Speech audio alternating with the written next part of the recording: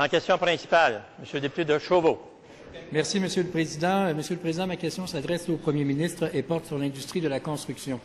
Le 7 avril dernier, ici en cette Chambre, la députée de Lotbinière et leader du deuxième groupe d'opposition réclamait la tenue d'une enquête publique dans l'industrie de la construction. Nous étions les premiers à le réclamer. Aujourd'hui, c'est pour ainsi dire l'ensemble du Québec qui est avec nous.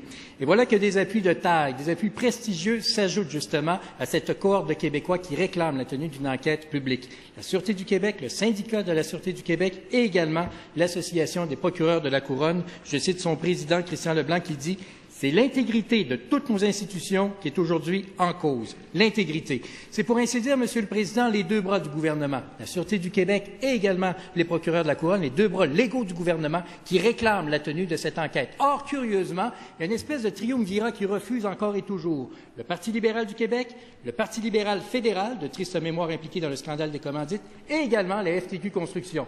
Tout le monde au Québec réclame ça, sauf ce triangle curieux qui résiste encore et toujours. Monsieur le Président, est-ce que le gouvernement, est-ce que le premier ministre peut reconnaître qu'actuellement, il y a un consensus au Québec pour la tenue d'une enquête publique?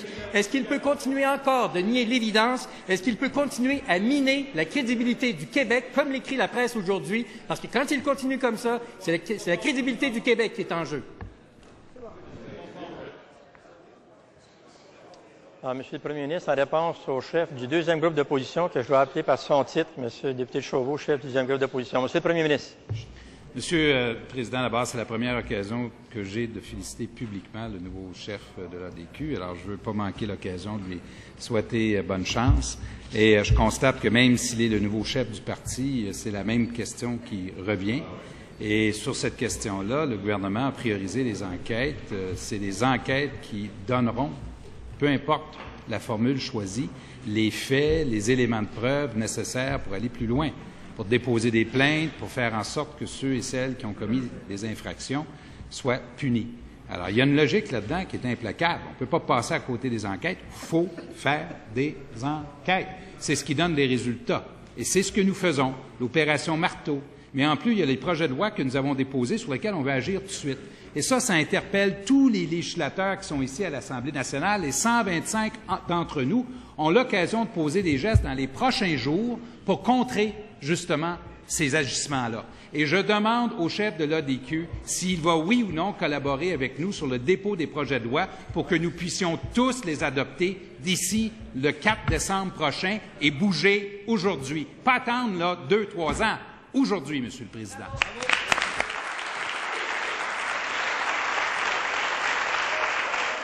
En question complémentaire, Monsieur le chef du deuxième groupe d'opposition. Monsieur le Président, c'est bien entendu qu'on reprend toujours la même question. On a été les premiers à la poser, on va continuer à la poser. On ne comprend pas pourquoi le gouvernement s'obstine dans cette situation-là. Bien sûr que les enquêtes policières sont bonnes, mais les enquêtes policières sont taxées dans certains cas avec des silos. Il faut faire le lien entre toutes ces enquêtes-là et seule une enquête publique permet de le faire. Monsieur le Président, refuser la tenue d'une enquête publique actuellement, c'est assez incroyable. C'est aussi incroyable que de vouloir imposer la loi 101 dans les cégeps.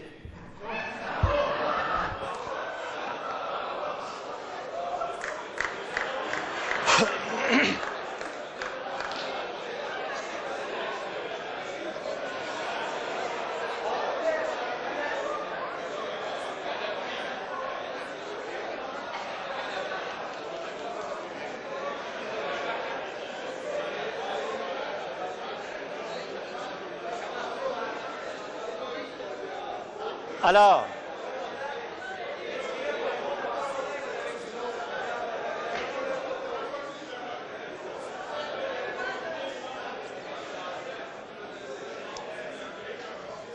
bien. S'il vous plaît, alors, avant de céder la parole au Premier ministre, je voudrais que nous soyons un peu moins bavards.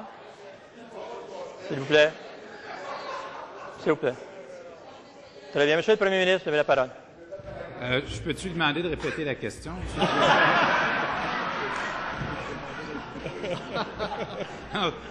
parce qu'on a l'impression d'interrompre une conversation de l'autre côté. Là.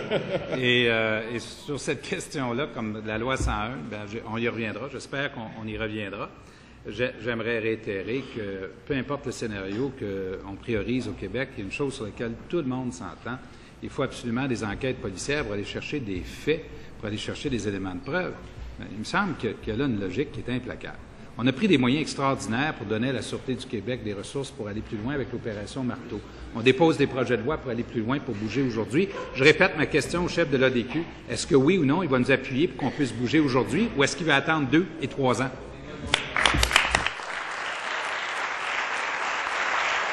Monsieur le chef du deuxième groupe d'opposition. Monsieur le Président, j'aimerais revenir sur l'affaire Roxboro que la députée de Lotbinière a mis en évidence la semaine dernière. C'est quand même assez particulier qu'une compagnie qui a plaidé coupable à une accusation de collusion, qui est poursuivie par le gouvernement du Québec depuis 2002, fait encore affaire avec le gouvernement pour des contrats de 90 millions de dollars. C'est comme si vous demandiez à votre ami de tondre la pelouse, il scrapait tout votre terrain, mais vous le poursuivez, mais c'est pas grave, vous lui donnez encore le contrat l'an prochain comme si de rien n'était. Comment expliquer une telle situation qui apparaît tout à fait incongrue? Monsieur le ministre du Travail. C'est à mon tour, Monsieur le Président. Je dois féliciter le nouveau chef du parti, l'ADQ. C'est exactement ce que nous voulons faire. Il vient mettre le doigt sur le bobo. C'est exactement ce que nous voulons faire. C'est cet entrepreneur-là, s'il y a un dossier criminel lié à la construction, le projet de loi 73, si on reçoit l'appui de l'ADQ et l'appui de le Parti québécois, ce que le député de la Prairie n'a pas l'air de vouloir appuyer ce projet-là, si on a cet appui-là, on va retirer la licence. Donc, Roxboro ne pourra plus soumissionner sur aucun contrat de construction au Québec.